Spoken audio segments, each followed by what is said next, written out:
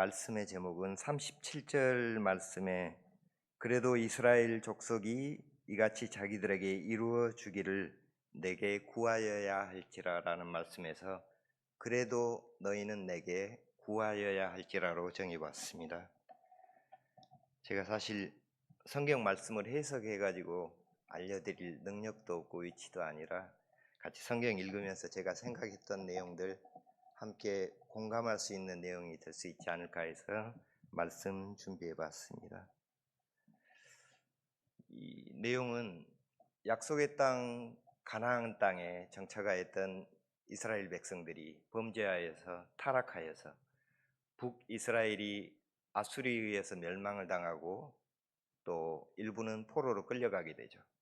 그 이후에 남유다의 패역함으로 인해서 바벨론 제국에 의해 멸망을 당하고 많은 사람들이 죽고 여러 곳에 흩어짐을 당하고 또 일부는 포로로 끌려감을 당하게 됩니다. 그리고 나서 70년 후에 이스라엘 족속들에게 그걸 회복시켜 주시겠다는 그때에 가나안 땅으로 남은 자들을 돌아오게 할 때 여호와 하나님께서 하신 말씀입니다. 사실 전지전능하신 하나님께 있어서 이 세상의 모든 일은 하나님의 예정이고 또 하나님의 계획 안에 있는 일들입니다. 포로로 끌려간 이스라엘 백성들이 70년 후에 다시 돌아오게 된다는 이야기는 성경의 여러 군데에 이미 많이 나와 있습니다. 그럼에도 불구하고 37절에 왜 내게 구하여야 하고 기도하여야 한다고 이렇게 말씀하셨을까요? 예정돼 있던 일인데요.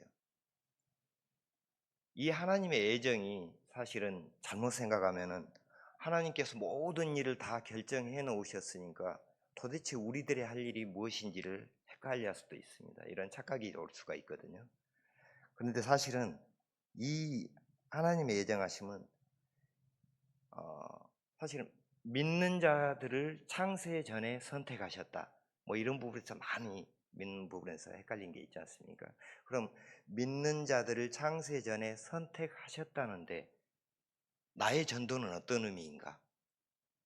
모든 일이 다 결정이 돼 있다면 지금 나의 행위, 하나님의 일을 위한 나의 이 노력들은 무슨 소용이 있는가 하는 생각이 들 수가 있거든요. 그런데 이건 하나님의 전지전능하심에 대한 이해가 부족해서 오는 그런 오해라고 생각을 합니다. 전지전능하시다는 것은 어디까지 아시고 어디까지 하실 수 있다는 의미일까요? 알파와 오메가이신 하나님이십니까? 모든 일을 할 수 있고 모든 일을 아시겠죠. 능치 못할 일이 없는 거죠. 근데 문제는 여기에서 이 모든 일의 개념을 우리 사람의 생각으로는 한계를 지을 수가 없다는 겁니다. 그 모든 일이 어디까지냐 하는 거죠. 이걸 가늠할 수 없기 때문에 우리가 하나님의 일을 이해하기가 어렵다는 이야기입니다. 사실 우리가 아무리 노력을 해도 하나님을 다 알 수는 없는 거고요. 천지를 창조하시고 사람을 만드셨을 때 그 만드신 사람이 하나님의 말씀을 어기고 선과 악을 구별할 수 있는 열매를 따먹을 것도 아셨고 그 이후에 자유의지를 가지고 행해지는 그 위에 모든 일들을 그 사람의 속마음까지도 다 아셨다는 게 사실은 전지전능의 의미가 아니겠습니까? 그래서 사실은 그렇게 된다면은 우리에게는 아직 일어나지 않는 일들이지만은 하나님께는 이미 되어진 일이 될 수도 있고요. 또 과거 우리에게 있는 과거, 현재, 미래라는 어떤 경계에 이게 모호해지는 거죠, 사실은. 의미가 없어지는 거니까요. 하나님께서 사실은 그런 의미에서 아까 택자와 불택자 이야기가 나왔었는데요. 그 이야기로 다시 돌아보면 이 개념으로 본다면은 자 그럼 장차 일어날 모든 일을 알고 계시고 세상의 마지막까지 다 알고 계시는 하나님께서 무엇인가를 선택하셨다면 그 선택이 잘못될 수 있을까요? 세상의 결국을 알고 계시는 하나님께서 누군가를 사용하셨고 부르셨다면 그 부르심에 후회하심이 있을 수 있냐 이겁니다. 결코 그럴 수가 없겠죠. 이미 모든 걸 알고 계시니까요. 그렇지만은 그렇다고 해서 이게 그 사람의 나중에 모든 됨됨이를 이미 알고 있기 때문에 그 사람을 택했다는 이야기는 아닙니다. 천국 백성으로 택했다는. 왜 그러냐면 사실은 지금 여기 있는 우리 중에도 단 한 사람도 천국 백성의 자격을 갖춘 사람은 단 한 명도 없습니다. 결국은 택하심이라는 것은, 택하심을 받았다는 것은 하나님께서 주신, 우리에게 주신 불가항력적인 은혜임이 분명하다는 겁니다. 세상의 모든 상황에 맞추어서 구원받을 백성들을 위해서 이루어지는 하나님의 행하심, 축복, 고난, 시련, 어떤 보호하심, 이런 것들에 의해서 현재 우리의 삶이 그것에 의해서 진행되고 있다는 걸 깨달아야지만이 이게 이해가 되는 부분입니다. 아브라함에게 하란을 떠나 약속의 땅으로 떠나라고 하셨죠. 하나님께서. 나아갈 바를 몰랐지만은 말씀에 의지해서 길을 떠났고 하나님의 인도하심에 따라서 가나안 땅에 정착을 하게 됩니다. 하나님께서 이곳이 곧 너에게 약속한 약속의 땅이라고 말씀을 하시고요. 하지만 하늘의 별들과 같이 많게 하시겠다는 후손에 대한 기약은 전혀 없습니다. 아브라함의 종이었던, 또 상속자로 생각했던 다메섹 사람 엘리에셀이 아니라고 하셨고요. 또 사라의 여종이었던 하갈에게서 난 이스마엘도 아니라고 하셨습니다. 100세가 된 후에 얻은 이삭이 아브라함의 후손이라 말씀하셨고, 이삭으로 인해서 에서와 야곱을 얻게 되죠. 그 중에 야곱이 택함을 받습니다. 야곱이 나중에 12아들을 거느리고 가나안 땅에 정착하면서 살게 되는데요. 이것은 아브라함 때 하신 언약의 약속 때문이었죠. 거기가 약속의 땅이니까요. 자, 그렇다면 사람의 생각으로 해본다면은 거기가 약속의 땅이니까 거기에서 점점 지경을 넓혀가지고 축복하시고 번성하고 큰 민족으로 이루게 하시면 그걸로 될 터인데, 그 이후에 애굽에 400년 종살이를 시키시고 광야길 연단을 시키신 이유는 뭐겠습니까?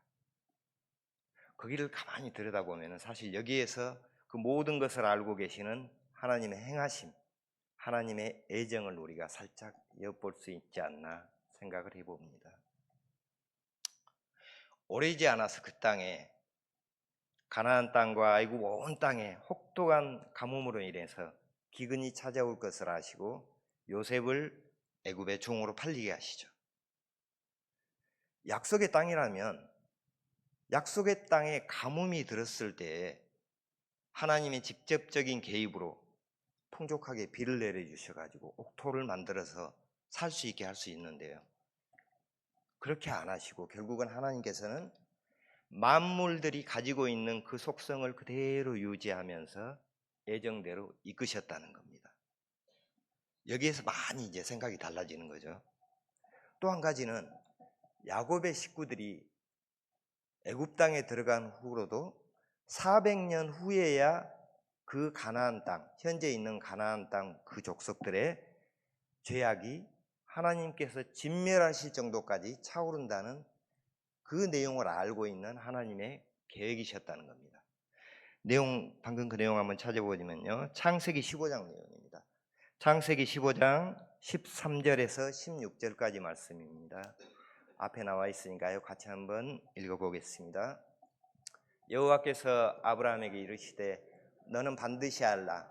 내 자손이 이방에서 계기되어 그들을 섬기겠고 그들은 400년 동안 내 자손을 괴롭히리니 그들이 섬기는 나라를 내가 징벌할지며 그 후에 내 자손이 큰 재물을 이끌고 나오리라.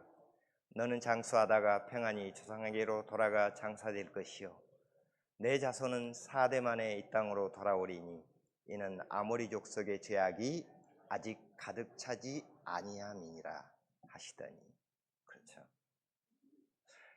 약속의 땅으로 주셨고 그 땅에 아모리 족속들, 히위 족속, 기르 족속, 여부스 족속, 7족속들이 있었죠. 가나안 족속들의 죄악이 아직은 차지 않았다는 거죠. 400년 후에 내가 진멸할 정도까지 그 죄악이 찬다는 걸 알고 계시는 하나님의 계획이에요. 그럼 400년의 시간이 있지 않습니까? 그동안에 애굽 땅으로 보내신 거죠. 가뭄을 대비해서도 보냈지만은 결국은 연단의 시간을 위해서도 보냈고요. 나중에 이제 다시 이야기가 나오게 되는데요. 자, 그러니까 결국은 하나님의 섭리는 사람의 생각과 행동을 전혀 고려하지 않고 물로써 불로써 그 땅을 강제적으로 다스리는 어떤 절대적인 계획으로 가는 그런 게 아니라 죄악된 우리들의 마음까지 또 생각까지 다 살피셔가지고 결국에는 하나님의 예정대로 끌어가시는 그 전지전능하심이라는 거죠. 이게 참 어렵죠. 언뜻 생각해 보면. 근데 이 단어가 전지전능 말고는 표현할 방법이 없더라고요. 참 안타깝게도요. 세상에 다른 언어가 없어서 그렇게 말씀을 하는데요. 우리들이 생각하는 어떤 신, 세상에서 생각하는 신이라면은 절대적 권능을 가지고 불로 다스리고 산이 쏙 올라오게 만들고 해서 사람들을 복종시키는, 그리고 두려움과 권위의 상징으로 이렇게 남을 수 있지만은 하나님의 다스리심은 그것과는 전혀 다르게 그것을 한참 뛰어넘는, 사람의 사고방식을 뛰어넘는 그런 방식이었다는 겁니다. 우리들이 생각할 수 있는, 사람이 생각하는 신의 범위를 넘어가 버렸기 때문에 우리가 이렇게 하나님을 알기가 어려운 겁니다. 사실 단도직입적으로 말씀드리면 오늘 제가 이 자리에서 이 말씀을 전하는 것도 하나님께서는 이미 알고 계셨다는 거죠. 과거의 수많은 잘못과 연단을 통해서 많은 생각을 하게 만들고 그걸로 깨닫게 만들고 과정들을 통해서 오늘 이 이야기가 나오게 만들 거예요. 그리고 문제는 이 이야기가 그걸로 끝나는 게 아니라 이 이야기를 듣는 이중 성도님들은 어느 분이 될지 모르지만 그분의 생각과 결단과 같이 연합해서 결국은 또 다른 일에 같이 서로 영향을 주게 되죠. 그래서 그 일이 하나님의 새로운 예정에 또 쓰이게 될 수도 있다는 겁니다. 좀 복잡하지만은 사실은 한 줄기의 이야기거든요, 이게. 그래서 하나님을 이해하는데 많이 우리가 헷갈려 할 수도 있고요, 어려움을 갖고 있는데, 사실 이러한 것들을 전체적으로 보면 결국은 세상 만물들 간에 하나님의 예정에 맞추어서 어떤 유기적인 움직임이 있는 것 같은, 그래요? 이것이 하나님의 뜻을 위해서 만물들이 서로 합력하여서 그 예정, 선을 이루어가는 일이 아닐까 그렇게 생각을 해봅니다. 나에게는 하나의 일이 일어났지만은 그 순간에 하나님께서는 수만 가지 일을 하신 거죠. 그럼으로써 그 다음 예정으로 같이 풀어나가는 거고요. 주전 722년에 북이스라엘이 멸망을 했고요. 주전 586년에 남유다가 또한 같이 멸망을 했습니다. 근데 그 멸망시켰던 나라 아수르와 바벨론 제국은 언제부터 있었고 언제부터 계획되어진 나라입니까? 이스라엘 백성들의 죄악이 하나님의 징벌을 받을 시기가 되는, 죄악이 차는 그 시기하고 바벨론 제국의 강성함이 맞아떨어지는 그 시기, 예정 중에서 이때가 결국은 하나님의 때라는 거죠. 이 모든 것이 유기적으로 움직인다는 게 아까 그런 이야기입니다. 사실 약간 어려운 이야기일 수도 있습니다. 저도 한참 생각하다가 헷갈리시기도 하고요, 이게. 근데 아무튼 어찌됐건 세상에, 그렇게 해서 세상의 모든 일들은 하나하나 퍼즐 조각이 맞춰지는 것 같이 한치 오차도 없이 정확하게 그 일들이 맞춰져 가고 있다는 거죠. 결국은 하나님의 예정은 다 맞추어진 퍼즐 그림이 있는 것이고 그것을 위해서 맞추어져 가고 있는데 다만 우리가 그 과정을 이해를 못할 뿐이라는 거죠. 만일 어제 어떤 성도님이 정말 눈물로 하나님의 의에 기대해서 그렇게 열심히 기도를 드렸는데 오늘 만약 그 기도의 응답을 받았다면 그 기도의 응답은 언제부터 시작된 것이겠습니까? 자, 어제 기도드리고 오늘 받았지만 그게 하늘에서 뚝 떨어진 일이 아니기 때문에 그 기도의 응답은 아주 오래전부터 시작되었다는 겁니다. 그렇게 기도할 것을 하나님께서는 이미 알고 계셨기 때문이죠. 그렇죠? 생각할수록 참 놀라운 하나님의 능력인데요. 이 또한 또 하나님의 전지전능을 이해하기에는 우리가 큰 숲에서 나무 하나도 제대로 보지 못한 그 정도가 아닐까 그렇게 생각합니다. 창세 이후로 한치 오차도 없이 하나님의 계획에서는 결코 사소한 실수조차도 없이 이렇게 진행이 되는데 행하신 일에 후회하심이 있을 수도 없고요. 성경에 간혹 가다가 후회라는 단어가 나오는데 사실은 그건 읽는 사람을 위한 배려이지 하나님의 단어는 아니라는 겁니다.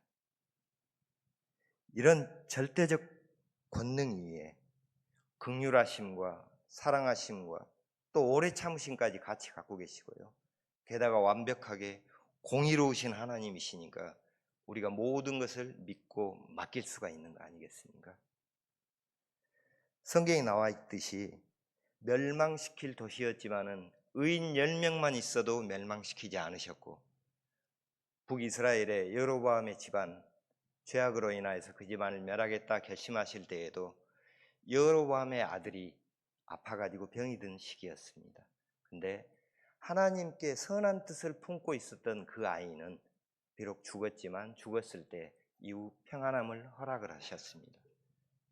그 나머지 사람들은 아합의 때에 진멸을 당하게 되죠. 묻힐 곳도 없고 개가 그 피를 핥고 나봇의 포도원에 던져지기도 하고요. 하지만 그 징벌의 때에도 하나님을 경외하는 그 선한 뜻을 가진 사람은 억울하게 같이 징벌을 당할 일이 없다는 이야기입니다. 그게 완벽하게 공의로우신 하나님 아니겠습니까? 출애굽기 23장 28절 말씀 띄워주십시오. 28절 29절 같이 읽어보겠습니다. 내가 왕벌을 내 앞에 보내리니 그 벌이 히위 족속과 가나안 족속과 헷 족속을 내 앞에서 쫓아내리라. 그러나 그 땅이 황폐하게 되므로 들짐승이 번성하여 너희를 해할까 하여 1년 안에는 그들을 내 앞에서 쫓아내지 아니하고. 참 대단하시죠. 바로 그 가나안 족속들을 한꺼번에 싹 쫓아내면은 들짐승들로 인하여 해를 얻을까봐 천천히 쫓아내시겠다. 이렇게 세심하고 자상한 신의 이야기를 들어보신 적이 있습니까? 그래서 결국은 하나님께서는 우리의 성품, 세상의 이치를 다 감안하신 하나님의 애정을 가지고 계신다는 이야기입니다.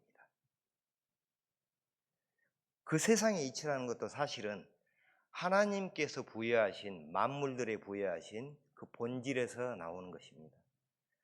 비슷해 보는 어떤 씨앗이라 하더라도 어떤 씨앗 심어놓으면 빨간 꽃을 피우고요. 어떤 씨앗은 심었을 때 먹을 만한 열매를 맺고 어떤 씨앗은 또 독을 품고 있기도 하지 않습니까? 하나님께서 주신 속성에 따라서 만물들이 하나님의 뜻을 바라고 연합하여서 같이 나아가고 있다는 뜻입니다. 이 세상의 모든 요소를 사용하셔서 서로 영향을 주고 반응하게 만들어서 예정하신 그 결과로 이끌어 가신다는 게 그게 우리의 지식으로 온전히 이해할 수 없는 하나님의 전지전능의 의미가 아닐까 생각해 봅니다. 가나안 족속들의 제약이 차기까지 400년의 시간이 있었는데요. 택하신 민족들이니까 그렇다면 400년의 시간 동안 조금 더 편하게 해주실 수도 있고 광야의 연단 시간을 좀 줄여줄 수도 있었을 것 같은데 이런 생각도 가끔 해봤거든요. 그런데 400년 종살이를 하면서 힘든 어려움을 알게 하시고 하나님께 부르짖게 하시고 광야의 40년 연단을 통해서 그렇게 만들어냈음에도 가나안 땅에 들어가서 그렇게 쉽게 하나님을 떠나고 빨리 범죄하고 타락하여서 그로부터 약 7, 800년 후에 오늘의 이야기, 나라 전체가 멸망하게 돼버리는데요. 그런 일이 없었다면 어떻게 됐겠습니까? 또 출애굽기 13장 17절 말씀 띄워주십시오. 함께 읽어보겠습니다. 바로가 백성을 보낸 후에 블레셋 사람의 땅의 길은 가까울지라도 하나님이 그를 그 길로 인도하지 아니하셨으니 이는 하나님이 말씀하시기를 이 백성이 전쟁을 하게 되면 마음을 돌이켜 애굽으로 돌아갈까 하셨습니다. 모든 일을 아신다고 하셨죠. 짧은 길로 가면 아마 지름길로 가면 일주일 정도라고 하는데 200만 정도 되는 사람이었으면 한 달은 걸렸겠죠. 하나님께서 보셨더니 그러면 가다가 전쟁을 하고 다시 애굽으로 돌아가신다는 거예요. 그래서 그 길을 돌려서 홍해길로 인도를 하시죠. 그런데 거기서 굳이 건너지 못할 홍해 앞으로 또 인도를 하시거든요. 그 홍해바다의 기적을 통해서 애굽의 이스라엘의 하나님이 살아계심을 나타내시고 또 그것도 있고요. 또 하나는 이 정도 이적을 보여줘야지 앞으로 있을 40년 광야 생활에 그 많은 일들에서 반역해가지고 애굽으로 돌아가는 일이 없게 하겠다라는 하나님의 미리 아심이죠. 결국은 그게 배려였던 겁니다. 사랑하신 거고요. 사랑하셨기 때문에 그 택한 백성들을 이끌어가지고 우리들은 생각하기도 힘든 복잡한 과정들을 거쳐가지고 온 세상 만물들을 움직여서 하나님의 예정대로 구원받을 백성들을 인도하고 계셨던 겁니다. 근데 그걸 우리는 알 수 없기 때문에 원망, 불평 모든 것들이 나올 수밖에 없었던 거죠. 그러면은 이러한 하나님의 예정 안에서 오늘 이야기 나왔던 우리들의 기도는 어디에 들어있을까요? 모든 게 예정되어 있고 모든 될 일이 하나님께서는 이미 알고 계시지 않습니까? 우리들의 기도 찾아보기 위해서 출애굽기 32장 7절 말씀 띄워주십시오. 7절에서 14절까지 같이 읽어보겠습니다. 여호와께서 모세에게 이르시되 너는 내려가라. 내가 애굽 땅에서 인도하여 낸 내 백성이 부패하였도다. 그들이 내가 그들에게 명령한 길을 속히 떠나 자기를 위하여 송아지를 부어 만들고 그것을 예배하며 그것에게 제물을 드리며 말하기를 이스라엘아 이는 너희를 애굽 땅에서 인도하여 낸 너희 신이라 하였도다. 여호와께서 또 모세에게 이르시되 내가 이 백성을 보니 목이 뻣뻣한 백성이로다. 그런즉 내가 하는 대로 두라. 내가 그들에게 진노하여 그들을 진멸하고 너를 큰 나라가 되게 하리라. 모세가 그의 하나님 여호와께 구하여 이르되 여호와여 어찌하여 그 큰 권능과 강한 손으로 애굽 땅에서 인도하여 내신 주의 백성에게 진노하시나이까. 어찌하여 애굽 사람들이 이르기를 여호와가 자신의 백성을 산에서 죽이고 지면에서 진멸하려는 악한 의도로 인도해 내었다고 말하게 하시려 하나이까. 주의 맹렬한 노를 그치시고 뜻을 돌이키사 주의 백성에게 이 화를 내리지 마옵소서. 주의 종 아브라함과 이삭과 이스라엘을 기억하소서. 주께서 그들을 위하여 주를 가리켜 맹세하여 이르기를 내가 너희의 자손을 하늘의 별처럼 많게 하고 내가 허락한 이 온 땅을 너희의 자손에게 주어 영원한 기업이 되게 하리라 하셨나이다. 여호와께서 뜻을 돌이키사 말씀하신 화를 그 백성에게 내리지 아니하시니라. 자, 모세의 간청으로 모세가 계명을 받고 있을 때 시내산에서 금송아지를 만들어 범죄했죠. 모세의 간청으로 이것을 그 뜻을 돌이켰다는 내용으로 나와 있습니다. 이것과 똑같은 내용, 같은 사건인데 이게 신명기에 다시 다뤄져 있습니다. 그 내용도 같이 한번 읽어보겠습니다. 신명기 9장 16절 말씀부터입니다. 조금 긴데요. 그래도 한번 신명기 9장 16절에서 26절까지의 말씀 다 함께 봉독하시겠습니다. 내가 본즉 너희가 너희 하나님 여호와께 범죄하여 자기를 위하여 송아지를 부어 만들어서 여호와께서 명령하신 돌을 빨리 떠났기로 내가 그 돌판을 내 두 손으로 들어 던져 너희의 목전에서 깨뜨렸노라. 그리고 내가 전과 같이 40주 40야를 여호와 앞에 엎드려서 떡도 먹지 아니하고 물도 마시지 아니하였으니 이는 너희가 여호와의 목전에 악을 행하여 그를 경노하게 하여 크게 죄를 지었음이냐. 여호와께서 심히 분노하사 너희를 멸하려 하셨으므로 내가 두려워하였노라. 그러나 여호와께서 그때에도 내 말을 들으셨고 여호와께서 또 아론에게 진노하사 그를 멸하려 하셨으므로 내가 그때에도 아론을 위하여 기도하고 너희의 죄 곧 너희가 만든 송아지를 가져다가 불살라 찢고 티끌같이 가늘게 갈아 그 가루를 산에서 흘러내리는 시내에 뿌렸느니라. 너희가 다베라와 마사와 기브롯 핫다와에서도 여호와를 경노하게 하였으니 여호와께서 너희를 가데스바네아에서 떠나게 하실 때에 이르시기를 너희는 올라가서 내가 너희에게 준 땅을 차지하라 하시되 너희가 너희의 하나님 여호와의 명령을 거역하여 믿지 아니하고 그 말씀을 듣지 아니하였나니 내가 너희를 알던 날부터 너희가 항상 여호와를 거역하여 왔느니라. 그때 여호와께서 너희를 멸하겠다 하셨으므로 내가 여전히 40주 40야를 여호와 앞에 엎드리고 여호와께 간구하여 이르되 주 여호와여 주께서 큰 위엄으로 속량하시고 강한 손으로 애굽에서 인도하여 내신 주의 백성 곧 주의 기업을 멸하지 마옵소서. 같은 내용입니다. 같은 내용인데 신명기에서 그 내용을 다시 한번 다루는데요. 출애굽기에서 없던 내용이 있죠. 자, 모세의 간구함으로 인해서 하나님께서 그 일을 용서하신 걸로 돼 있었는데 신명기의 내용을 보니까 그 모든 순간순간에 모세의 40일 금식 기도가 함께 했습니다. 성경 내용에 물도 마시지 아니하고 라고 돼 있거든요. 40일 금식 기도에 물도 마시지 않는다는 것은 의학적으로는 사실 죽음입니다. 절대 우리 살 수가 없습니다. 이거는 죽음을 각오한 내 형제를 위한 기도였다는 이야기입니다. 금송아지를 만들어 범죄했을 때 가데스바네아에서 여호와께서 들어가서 점령하라고 한 그 땅을 명령에 순종하지 않고 돌아섰을 때 그로 인하여 광야를 40년 떠도는 징벌을 당하게 됐을 때 그 용서함은 결국은 모세의 죽을 각오로 매달리며 기도했던 그래서 얻어낸 결과였다는 겁니다. 그 기도가 함께 있었다는 거죠.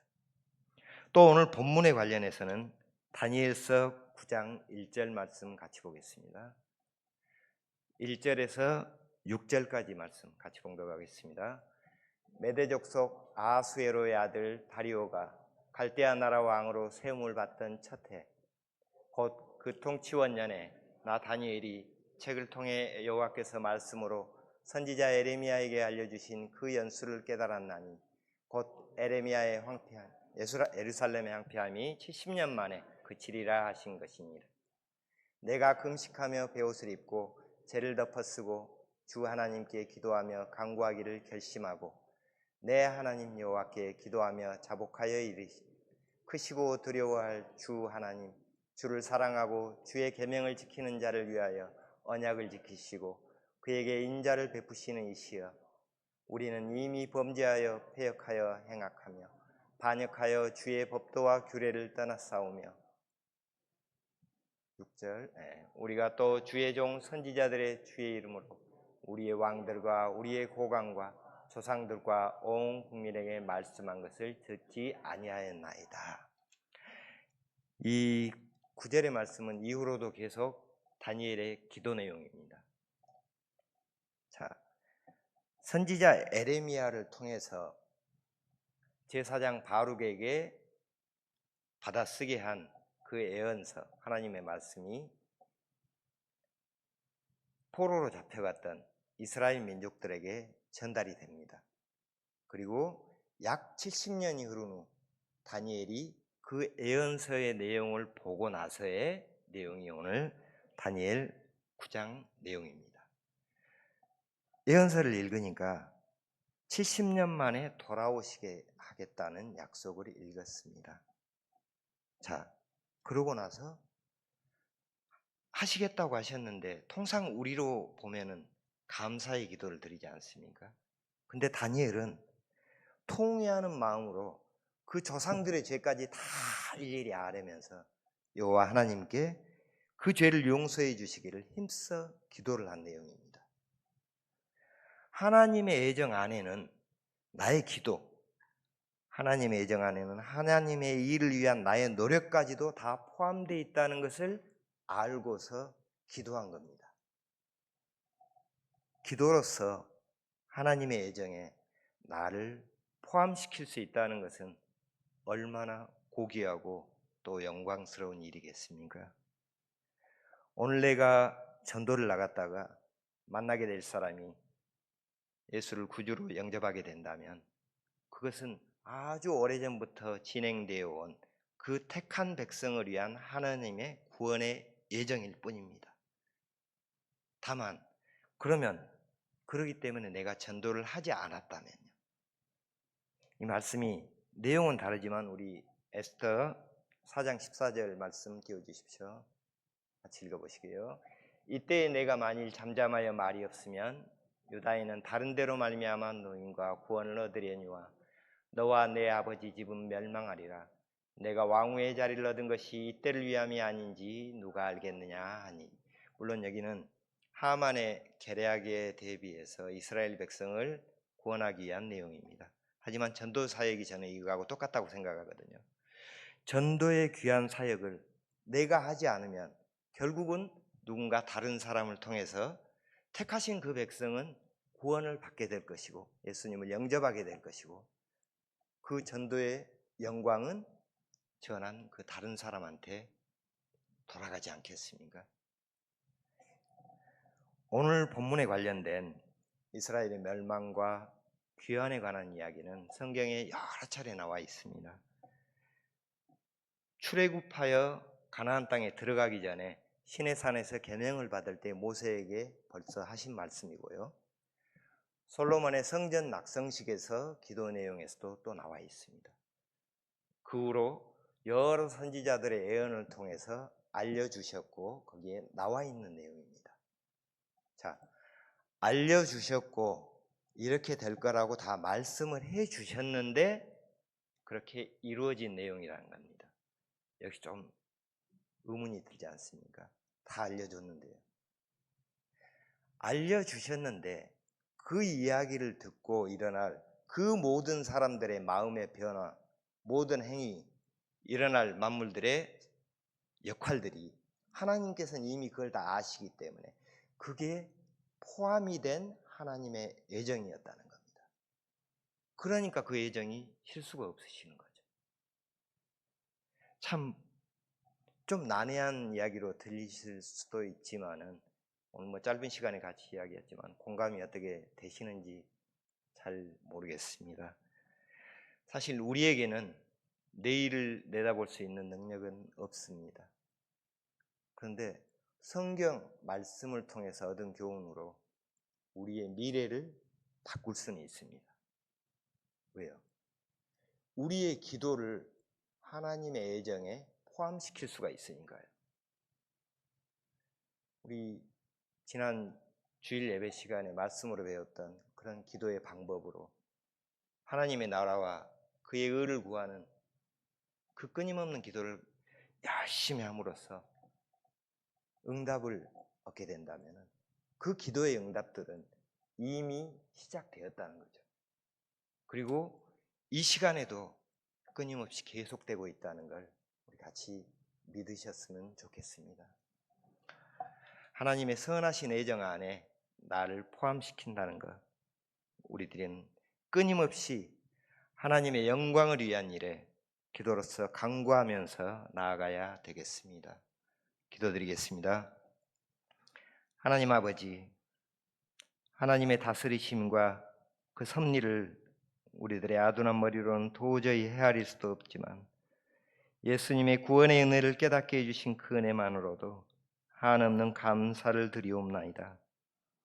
하나님을 위한 우리의 열심이 하나님께는 이미 아신 바 되었고 그로 인한 선한 계획이 예정되어 있음을 알았사오니 주님의 계획을 위한 기도와 전도에 더 힘써 노력하는 우리가 될 수 있도록 주님 힘을 다하여 주시옵고 그 길 인도하여 주시옵소서. 구원의 주 예수님 이름으로 기도드리옵나이다. 아멘.